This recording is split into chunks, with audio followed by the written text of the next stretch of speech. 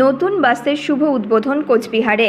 শুক্রবার উত্তরবঙ্গ রাষ্ট্রীয় পরিবহন নিগমের কোচবিহার সেন্ট্রাল বাস টার্মিনাস থেকে নতুন বাসের শুভ উদ্বোধন হলো। এদিন অনুষ্ঠানের মধ্য দিয়ে কোচবিহার কলকাতা একটি এসি রকেট, দুটি নন এসি রকেট এবং কোচবিহার শিলিগুড়ি দুটি সিএনজি বাসের শুভ উদ্বোধন করেন উত্তরবঙ্গ রাষ্ট্রীয় পরিবহন নিগম চেয়ারম্যান পার্থ প্রতিম রায়।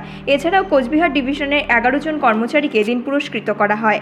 চেয়ারম্যান পার্থ প্রতিম রায় জানান, সপ্তাহের সোমবার ও শুক্রবার দুদিন কোচবিহার থেকে কলকাতা এসি বাস চলবে। এছাড়া Cooch Behar Kolkata non AC rocket bus চলবে প্রতিদিনই। ঘোষণা মতো আমাদের AC rocket service Cooch Behar Kolkata আমরা আনুষ্ঠানিক চালু করলাম।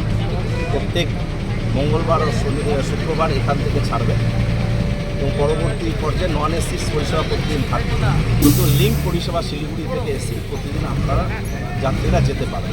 এটা আমরা আনুষ্ঠানিক আজকে উদ্বোধন করলাম। সেই সঙ্গে সিএনজি দুটি বাসের অপারেশন আবার নতুন করে স্টার্ট করা হলো। আগে দুটো ছিল, আরও দুটো নতুন সংখ্যা।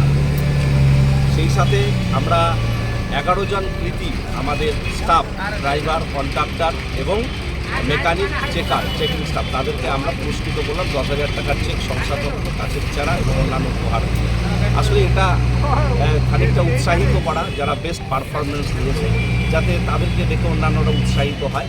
আমাদের এনবিএসটিসে দু ধরনের নীতি রয়েছে, একটা পুরস্কার করা, আবার পুরস্কৃত করা। যাদের বিরুদ্ধে ডিপার্টমেন্ট অফ প্রসিডিংস করা হয়, ফাইন করা হয়, সাসপেন্ড করা হয় যদি কোনো যাদের মধ্যে অসততার কোনো নজির থাকে। আবার যারা সততার নজির দেখে যারা খুব ভালো পারফর্ম করে আমাদেরকে দেয়, তাদেরকে আমরা পুরস্কৃত করি। এভাবেই কর্মীদের উৎসাহিত করার চেষ্টা হচ্ছে। এটা অত্যন্ত তাৎপর্যপূর্ণ। 42 জন টোটাল কর্মীকে আমরা সারা উত্তরবঙ্গ জুড়ে আমরা তাদেরকে পুরস্কৃত করবো। আজকে প্রাথমিক কোচবিহার ডিভিশনের অনুষ্ঠানটি হয়ে গেল। আগামী 1 তারিখ শিলিগুড়িতে একই ধরনের অনুষ্ঠান হয়েছে। এখান থেকে ছাড়বে সোমবার আর শুক্রবার, আর ওখান থেকে মঙ্গলবার। Bureau report, news metro.